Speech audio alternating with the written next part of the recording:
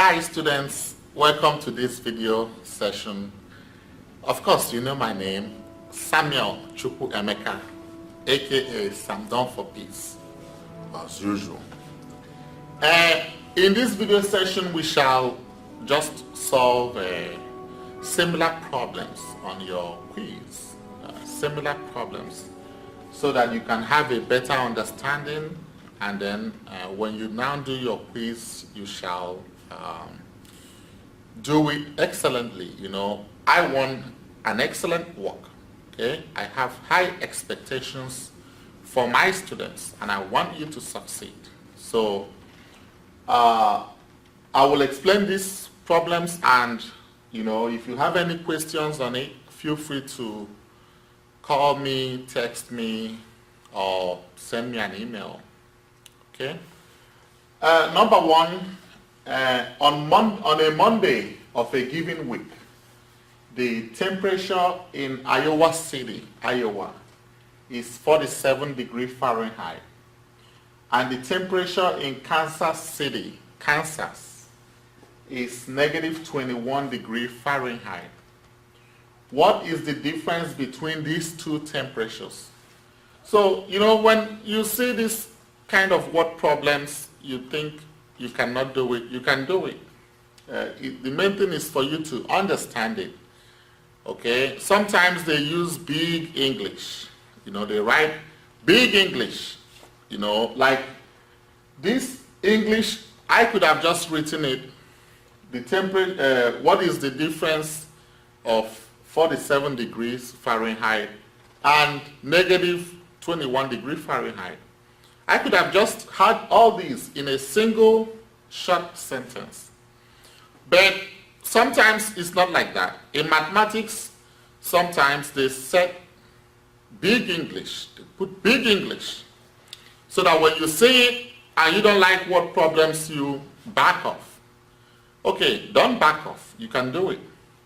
No matter how the English is, try to understand the word problem first. And if you understand it, try to put it in your own, rephrase it.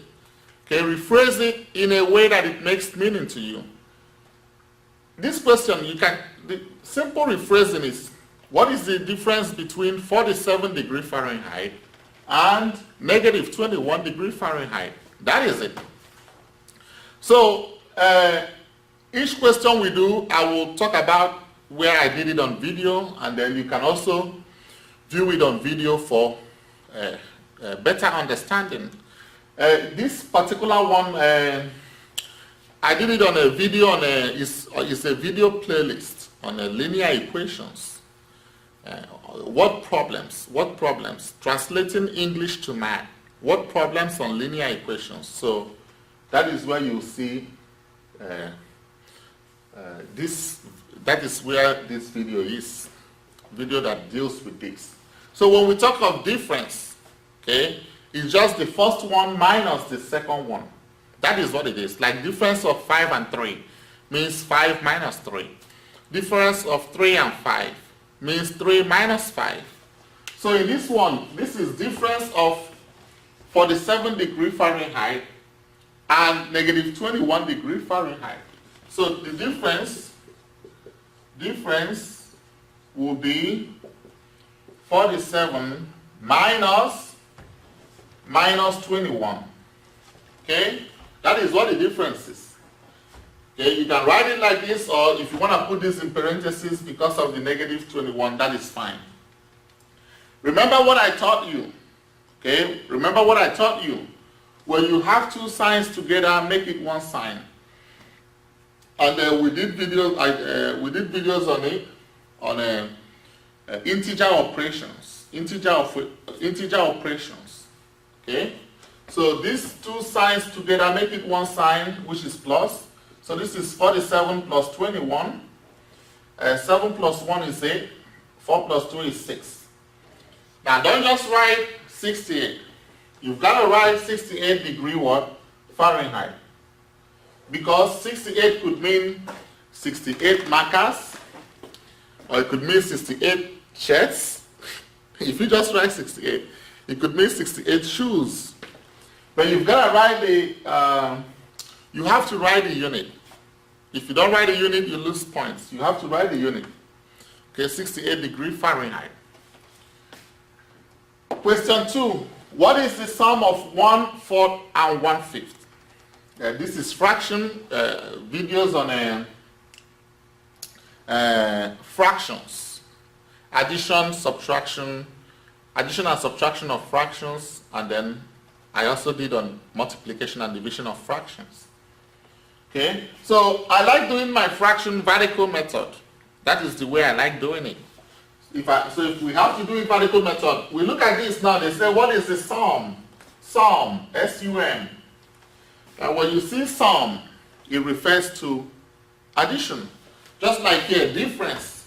When you see difference, difference is the answer you get after subtraction. Sum is the answer you get after addition. Product. Product is the answer you get after multiplication. Quotient.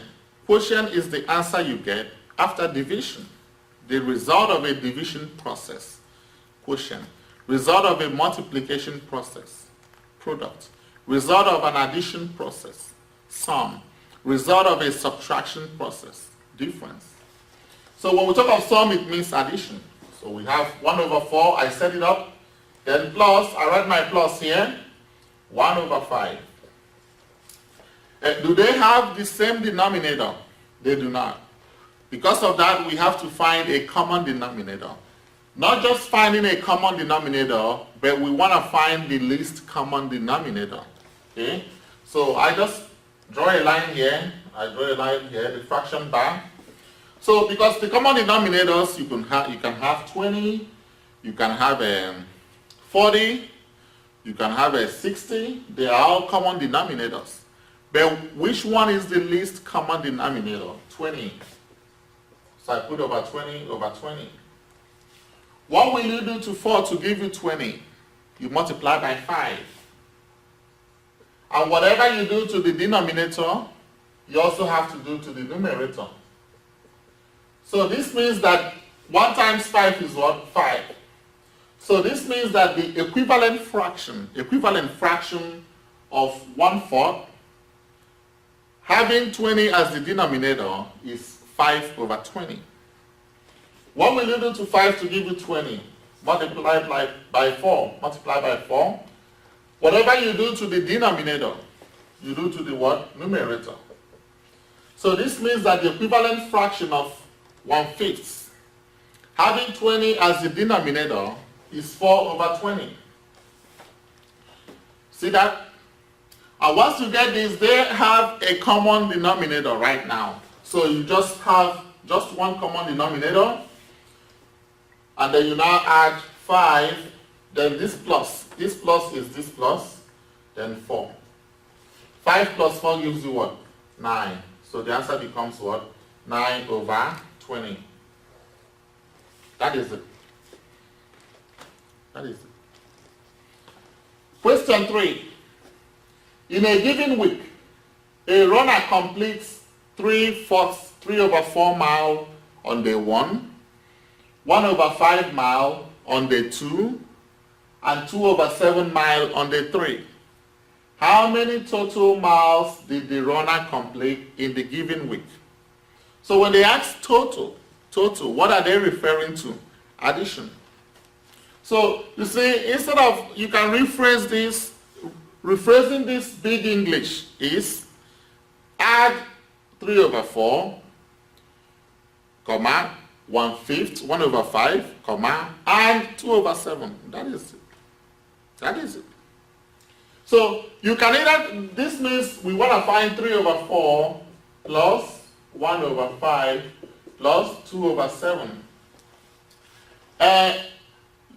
We can do it 2 at a time. We do this 2 first and then add it to 2/7. Or we can do all 3. We can do all the 3. Okay, let's first of all do it 2 at a time, and we do this 2 first, then add to 2/7, and after that we will now add all 3. We will do both ways. So if we do 2 at a time, we have 3 over 4 plus 1 over 5. Of course, 4 and 5, we have 20. 20. This is 4 times 5. And this will be 3 times 5 also. So this is 15 over 20. This is 5 times 4. And this is 1 times 4. This is 4 over 20. So now I have over 20, 15 plus 4. And that is 19 over 20. Okay, so this is the first one. Then I now do 19 over 20 plus 2 over 7. So LCD means least common denominator. Okay, and now I want you to view if you are confused on how I found this LCD, like this one to be 20, because it's not just multiplication. No, we have a way to find it. Please view the videos I did on factors and multiples. Factors and multiples. View that video for a better understanding on it. Now, but one thing with LCD is that if it has, you know, if you see that this is prime, right? If they don't have any common factor together, then of course the LCD will be just the multiplication, the product. Yeah. If you look at the two numbers, 20 and 7, they don't have any common factor. So the LCD will just be the product of both of them. So this will be 140 and this is 140. Okay? 20 times 7 and this will be 19 times 7. 7 times 9 is 63. 3 carries 6. Remember 6. 7 times 1 is 7 plus 6 is 13. Then this will be 7 times 20. So this will also be times 20. 2 times 20 is what? 40. So you now bring down 140 just, and then you now do 133 plus 40, and that will give us what? Equal to 173 over 140. And this becomes our answer here. Yeah. You can leave it as it is, as an improper fraction. You can leave it as an improper fraction, as it is. Okay? Now, what if we decide to do all three at the same time? Now, I would want you to be doing it 2 at a time. But some people might want to do all 3 at the same time. In that case, if you want to do all 3 at the same time, then we can have 3 over 4 plus 1 over 5 plus 2 over 7. So we look at 4, 5, 7. There are no common factors between these 3. So the LCD will just be the product of that. 4 times 5, 20 times 7, 140. So I have here over 140, here over 140, here over 140. What will I do to 4 to give me 140? Multiply by what? 4 into 14 will give us what? 3. 3 times 4, 12. Okay. 20, 4 into 20 is 5. So this will be 35. 4 times 35. Right? Will give us 140. And whatever you do to the denominator, you do to the numerator. So 3 times 5 is 15. 5 carry 1. 3 times 3, 9. Plus 1, 10. Okay? Then 5 into 140. 5 into 14 is 2. 10, 40 is 8. 28. 28. Okay? 5 times 8, 40, 0, 4. 2, 10, 4, 14. So this will be times 28. And this will be 28 over 140. Then 7 times 20. Times 20. Okay? So they now have a common denominator. I write over 140. So I now have 105 plus 28 plus 40.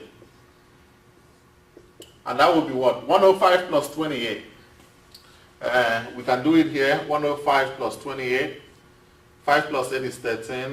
1 plus 2, 3. 133 plus 40, 173. 173. So the same thing. The same thing here. Okay? Next question. Question 4. Find the product of 1/4 and 1/5. So when we talk of product, here the underlining term is product. And we say that product is the result of a multiplication process. It is the answer you get after multiplication. So this means 1/4 times 1/5. I did a video on multiplying and dividing fractions. And in multiplying fractions, there are two ways you can do it. You can either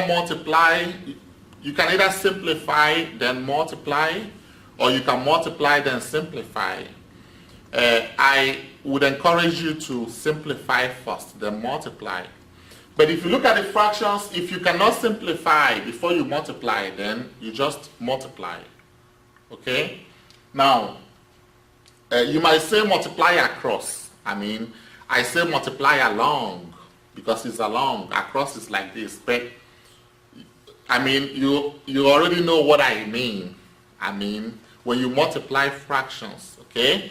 You multiply numerator times numerator divided by denominator times denominator.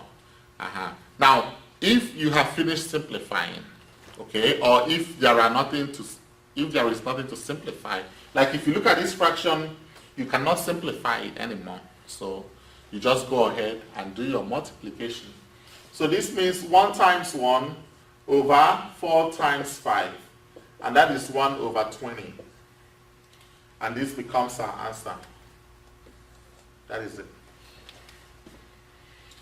Question 5. A whole pie is sliced into 6 equal wedges. Only 2 slices remain, and 3 people would each like an equal portion from the remaining slices. What fraction of the original pie should each person receive? So some questions like this, you might want to kind of have a sketch of it, a diagram of it, so that you can better understand the question. Okay? So let's talk about this as a circular pie, a whole pie. So we kind of draw a circle. And it's sliced into 6 equal wedges. Wedges like this. So let's say that this is the center of the pie. So this is one wedge, okay, one part. Another 1, 2, 3, 4, 5, 3, 4, 5, 6. I know that this is kind of not equal, but you know what I mean.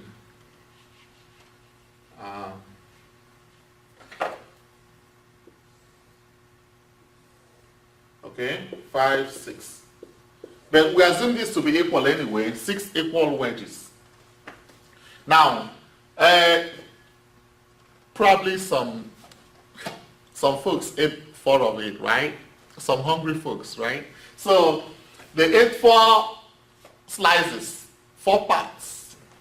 So 2 parts remain. Let's say maybe the 2 parts remain. Let's say maybe part 1 and part 2. So that means they ate this. Okay? They ate this and only 2 slices remain. 2 equal slices. And then 3 people now want, oh no, we've got to share this equally. We've got to share this equally. Okay? Now, you now want to share this in 3 people. Okay? So this is what we do. I just drew it to show you what I mean. Now, this is when you solve this question. Draw your pie again.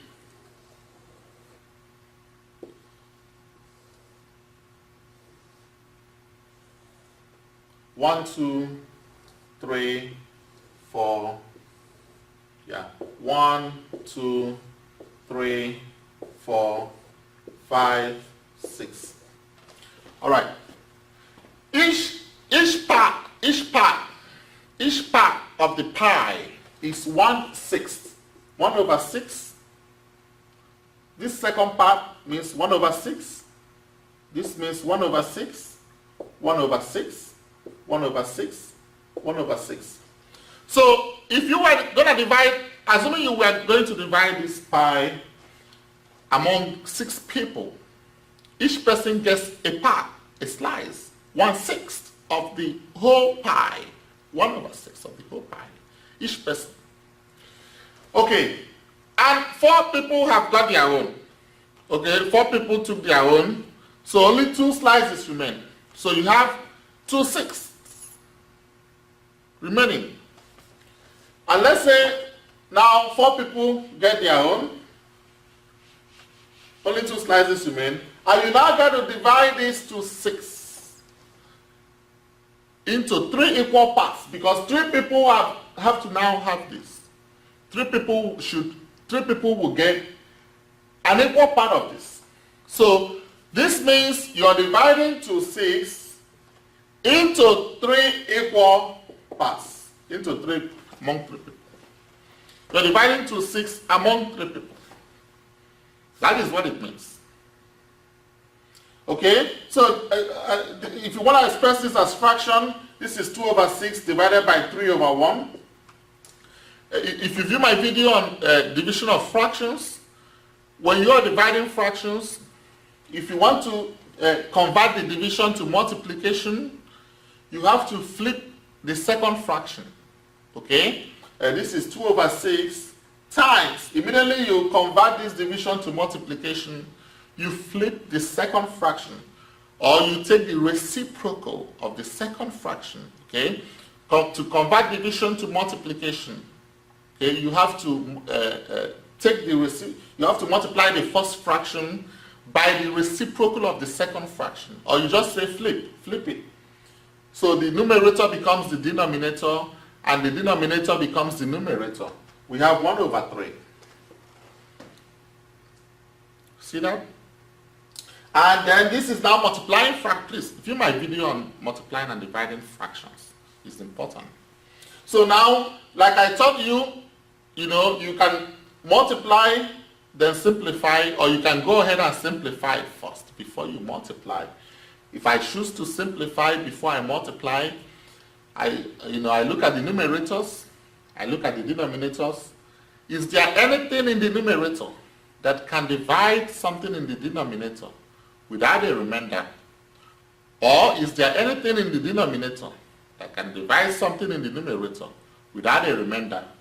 2 divided 2 is 1. 2 divided 6 is 3.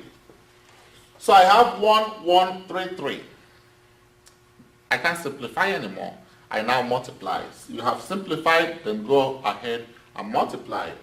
This will be 1 times 1 over 3 times 3. And this is 1/9. And this becomes your answer. 1/9. Each person will get, first person gets 1/9, second person will get 1/9, third person will get 1/9. And guess what? When you add the 3 together, 1/9 plus 1/9 plus 1/9, because they are equal, this gives you 3/9, and this gives you 1/3, which is 2/6. 2/6 is also 1/3, and that's how you check it. Okay. Now the next one we will do, we've done 4, 5, so let's kind of erase 5 so we can have space to do 6. 6, write an expression that represents 7 more than a number. Okay, 7 more than a number. So assuming the number is n, let the number be n. It could be n, it could be a, it could be b, it could be c, it could be d, it could be f. Okay, it could be e. Let the number be n. In this case, let's just say n. So 7 more than a number. Please view my videos on it is under the playlist linear equations. Okay, 7 more than a number means 7 plus n. That is what it means. Or you can say n plus 7. And see how you can always do this. Okay, before you do algebra, see whether you can do it as arithmetic. Assuming I'm not 12 years old, okay? But assuming I'm 12 years old, which I could be. Now, assuming I'm 12 years, and you are 7 years more than my age, then how old are you? That means you're 7 plus 12, right? That means you're 19. How did you get the 19? Because you did 7 plus 12. Yeah, if you're 7 years more than my age, that means you're 19. And how did you get 19? You said you did 7 plus 12. Or you can do 12 plus 7. Okay? It's the same thing. That is question 6. Question 7. Write an expression that represents 7 times a number. I did this on video. 7 times a number is just 7 times n, which is 7n. Okay? Don't write n7.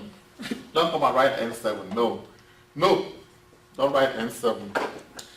We don't, in mathematics, we write the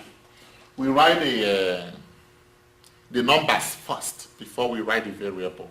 That is the way we do. Okay? Number 8. Number 8.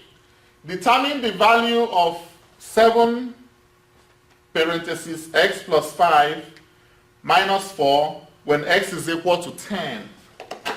So what we can do here is this.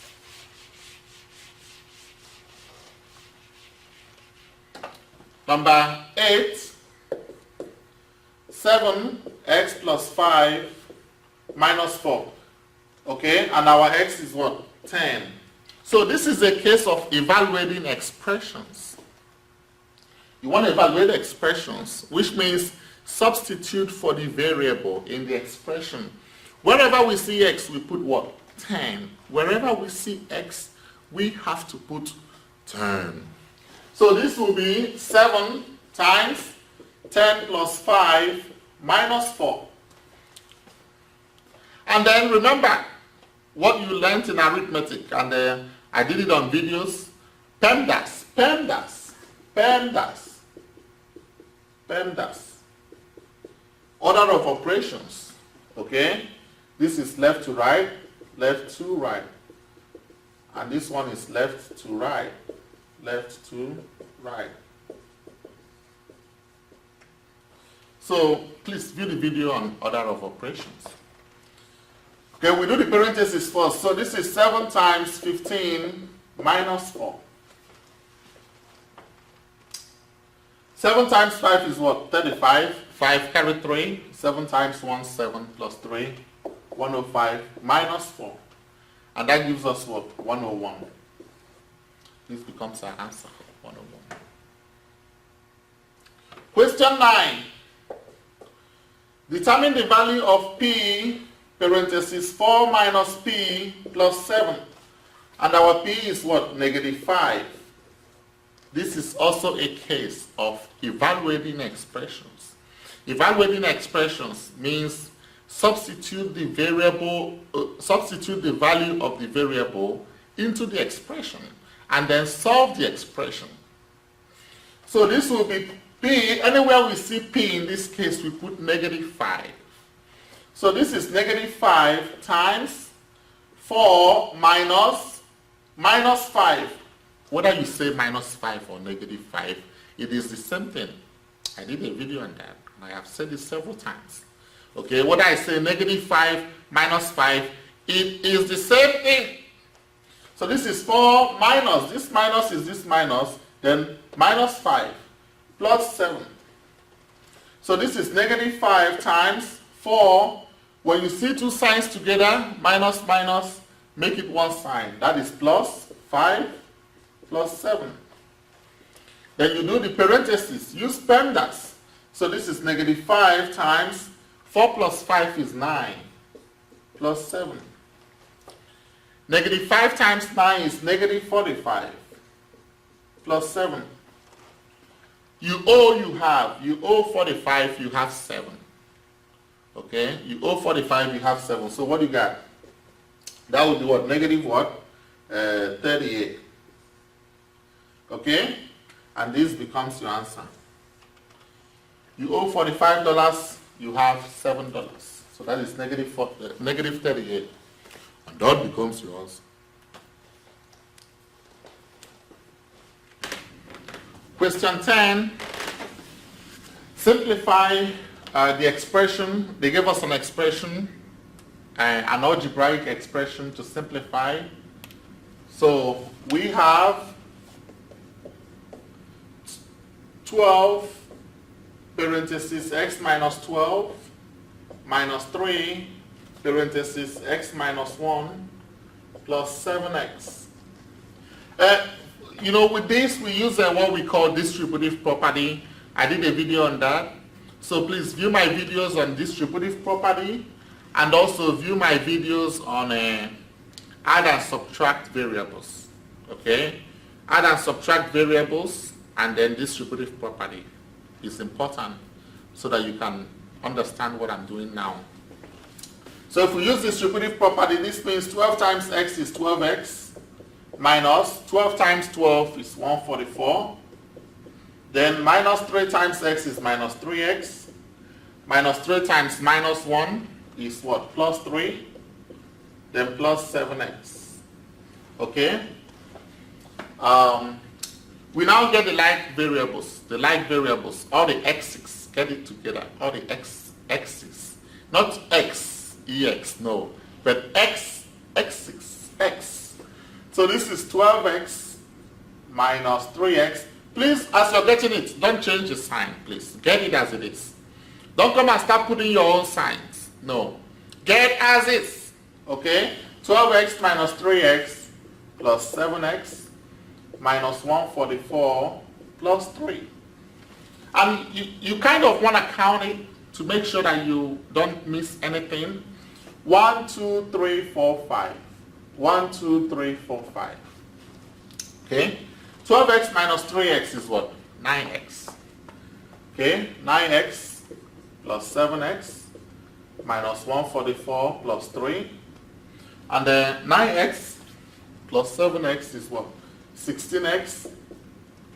You owe 144, you have 3. You owe 144, you have 3. That means you owe what? 141. And this becomes your answer. That's it. Okay, 16x minus 141. All right, question 11, let's do it here. There are 12 inches in a foot. How many inches are in 7 feet? We have several ways of doing question 11. One way is what we call proportional reasoning. Proportional reasoning. Proportional reasoning. This is very important. Proportional reasoning. You first of all, if you want to use the method of proportional reasoning, you ask yourself, what two variables are they talking about? What are the two variables that they are talking about? We have inches, and then we have foot. The foot, the plural is feet. Okay? So we have inches, and we have a foot. Now, on the first statement, please, I did a video on this. If you, it's under technical math. Technical math. If you look at unit conversion,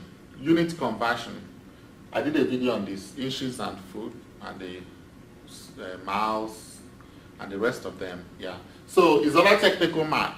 Okay. Now we have inches and we have foot. So the first statement, what is the first statement?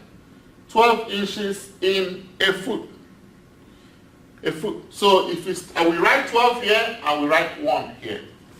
That's the first one. Then they ask, how many inches are in 7 feet? So where do we put the 7? 7 should be under foot. 7 feet. But do we know how many inches? we do not know. So whatever we don't know in mathematics, we put x. So, because we don't know. Right? Now, once you have this, you can now establish proportional reasoning. Okay? You can now say, let me write the proportional reasoning here. You can have it this way, that 12 over x is equal to 1 over 7, or you can have it this way, x over 12 is equal to what? 7 over 1. You see? Several ways you can establish proportional reasoning. Or you can have it this way, x over 7 is equal to 12 over 1. Or you can have it this way, 7 over x is equal to 1 over 12. Any of these ways will give you the answer. Any of the ways you choose. But which one would I like to use? I would like to use any one that, my x is the numerator. Okay? I would like to use like this one or this one, whichever one. Either this or this. So you can do cross product. You can do cross product, or you can multiply both sides by 7. You can multiply both sides by 7, or you can use cross product. I know you're familiar with cross product. If you're using cross product, you multiply the numerator of the fraction on the left hand side with the denominator of the fraction on the right hand side. So this will be x times 1 equal to, then you multiply the denominator of the fraction on the left hand side with the numerator of the fraction on the right hand side. This. Okay? 7 times 12. So our x is what? 84. 84 what? You have to put the unit, because it could be 84 trousers. You call it pants here in America. We call it trousers in Nigeria. So it could be 84 pants. So you have to put the unit 84 what? Inches. 84 inches. Okay? Now, let me circle the answer. 84 inches. Okay, let's say you don't like what I did. Let's say you don't like this method. There is another method you can use. We call it the unit fraction method. If I can kind of erase this question, so I'll write it here. Unit fraction method. That's the second method. We can talk about is the unit fraction method. Unit fraction method. In this method, if you look at the question, right, 12 inches make 1 foot. How many inches will be 7 feet? So it is like saying convert 7 feet to inches. If you rephrase it, it is like saying convert 7 feet to inches. That is if you rephrase it. And you already know that 12 feet make 1 foot. So this is the way you do it if it's in unit fraction method. You come, you write the 7 feet, write it out, then times, you draw your line. Because you want to convert it to inches, you write the inches at the numerator and you write feet as the denominator. So that the feet will still cancel out feet and you have only inches. And then you now ask yourself, what is the relationship between inches and foot? You now have that 12 inches make 1 foot. This is the way you do it. Okay, you write it like this and you now write the feet should be under so that this feet will now cancel this feet. And you have only inches. So you now have that 7 times 12 and it gives you 84 inches. Unit fraction method, that's what we call it. Yeah.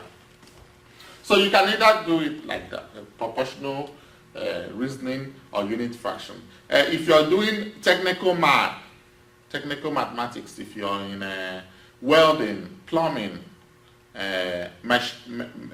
machining, carpentry, you want to learn unit fraction method. I did several videos on it. Yeah. All right. Question 12. Study the pattern in the table below. So we have a pattern here, and this is the question they're asking us. What would this be? That is what they're asking us. So, you know, one thing with this is under table patterns and tables. You look at it and try to find a relationship. And with this one, if you just look at it, you can easily see the relationship. You know, some of the patterns, then some patterns will require us to do extra work. But if you just look at this one now, what will you do to 2 to give you 7? I mean, just think about it. And you kind of want to consider some arithmetic operations, combination of arithmetic operations, like a multiplication and addition.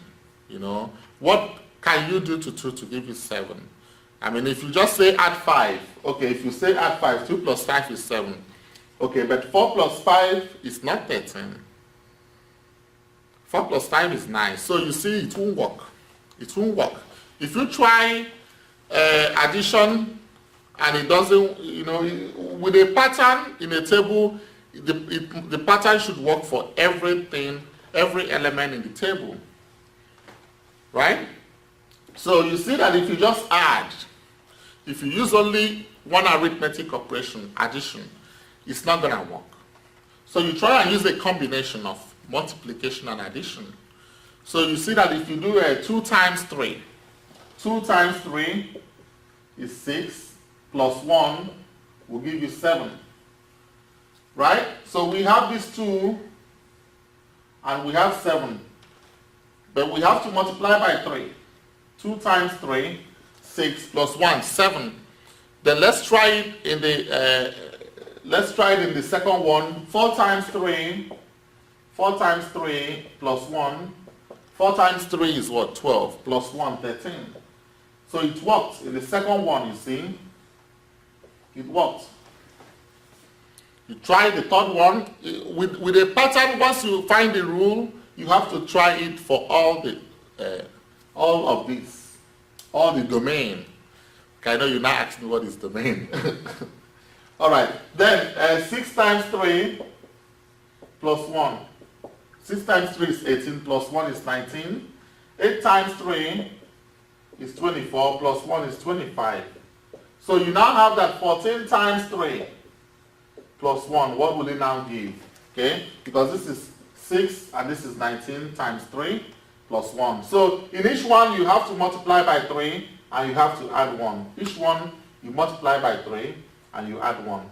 So this one, 14, multiply by 3, it gives you a 42. 42 plus 1 gives you 43. 43. So your answer becomes 43. That's it. The answer becomes 43. Question 13. If we look at question 13, it says, the objects on the scale makes a balanced system as shown below. So we have these objects. We have circles. We have like the scale, like your weighing scale. But these objects, you have on the left-hand side of the scale, you have 2 rectangles and a triangle. And on the right-hand side, you have how many circles? 1, 2, 3, 4, 5, 6, 7, 8. You have 8 circles on the right-hand side. And then it balances, makes a balanced system. Now, the question says, assuming that a triangle balances 2 circles. Assuming a triangle balances 2 circles, then how many will a rectangle balance? How many circles will a rectangle balance? So how are we going to solve this? I mean, if we look at it, we'll see. We'll see right away, even by visual representation. We can visualize it and see. If we visualize it, we'll see that this is 8 circles, right?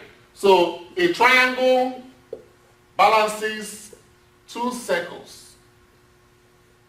That tells you that the other remaining 2 rectangles balances what? 6 circles now. 6 circles. 1, 2, 3, 4, 5, 6. That tells you that the 2 rectangles balances 6 circles. So if 2 rectangles balances 6 circles, come on now. What will 1 rectangle balance? What will 1 rectangle balance? I mean, it tells you right away, okay? 2 rectangles balances 6 circles. So 1 rectangle will balance 3 circles. 3. You just divide the 6 by, just like you divide this by 2 to get 1, you divide this by 2 to get 3. So the answer is 3 circles. 3 circles. This is the answer here. 3 circles. Alright, last but not the least, question 14.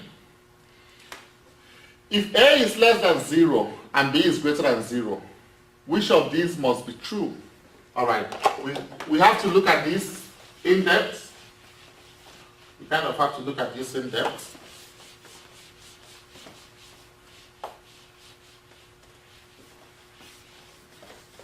So A is less than 0, that's what we know. And then we know that the B is greater than 0. Less than has like L. Please view my videos on inequality. Alright folks, if you are given this, right? Let's try first with arithmetic. These are the options you're given. So let's try to find some questions you're given, you find it right from the options. Right? Find it right from the options. Now let's draw a number line. Let's go back to our number line, X. 0 is in the center. 0 is not positive, it is not negative. It just separates the positive numbers from the negative numbers. To the right of 0 are the positive numbers. To the left of 0 are the negative numbers. Okay, let's test these options. So A is less than 0. Let's just say maybe A to be what? Let's say let A be what? Maybe negative 3. And B is greater than 0. Let B be 3. Or maybe 2. Okay? Let B be 3, or we can say 2 so that we don't get exactly 0, assuming we are adding it. And we can always test, we can always test. We can even say let B be 10, let B be 20, let B be 25. Alright, the first option. Now, we are going to be screening all these options. If it does not work for one, we remove it right away. Okay? If it works for one, we will test it with some other values to see whether it will work, so that we now get our answer. It says here, A minus B is greater than 0. So A is negative 3. Minus B is 2. So minus 3 minus 2 is what? Minus 5. Minus 5, is it greater than 0? It's wrong. It's not greater than 0. So this is no. No. A is no. It's wrong. B.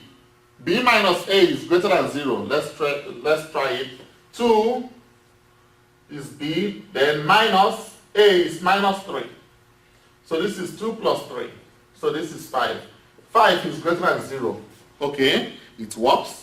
Okay, let's just check it for now. Let's check it for now that this one works for 1. Let's try other ones first. Let's try all of them. Then we can now do process of elimination. Okay, let's try other ones first. Before we don't just jump into conclusion that the answer is B. C, AB is greater than 0. A is negative 3 times B is 2. Negative 3 times 2 is negative 6. Is negative 6 greater than 0? No. Negative 6 is less than 0. So this is no. Number 4, A plus B is greater than 0. So A is negative 3 plus B is 2. So negative 3 plus 2 is negative 1. Is negative 1 greater than 0? Is no. No. A plus B is not greater than 0. 5. A plus B is less than 0. Okay? Negative 3 plus 2 is negative 1. Negative 1 is less than 0. So we check it. We check it. Okay, which is correct. A plus B is less than 0. Now we are faced with two correct options. We are faced with two correct options. How do we now know which one is which? Okay. Now can we try, let's try B to be 3. If we try B to be 3, let's try B to be 3. Try, let A be negative 3 and let B be 2. Oh, 2, we have 2. What if we have B to be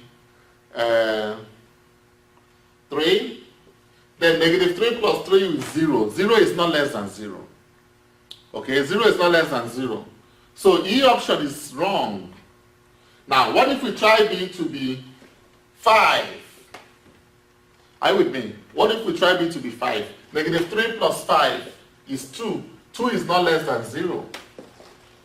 Okay, if we try B to be 3, E is wrong. B to be 4, E is wrong. B to be 5, E is wrong. So you see that this is no. This will be no. And if we try B to be 3, then 3 minus minus 3. Because B will be 3 and A is still minus 3. So 3 minus minus 3 is 3 plus 3 is 6. 6 is still greater than 0. Try B to be 4. 4 minus minus 3 is 4 plus 3 is 7. 7 is still greater than 0. So B is the correct option. Yes. Yes. All right, folks. All right, dear students, thank you for listening. And please watch out for solve problems for quiz 2. If you have any questions, text, call, or email. Thank you so much, and you have a good evening.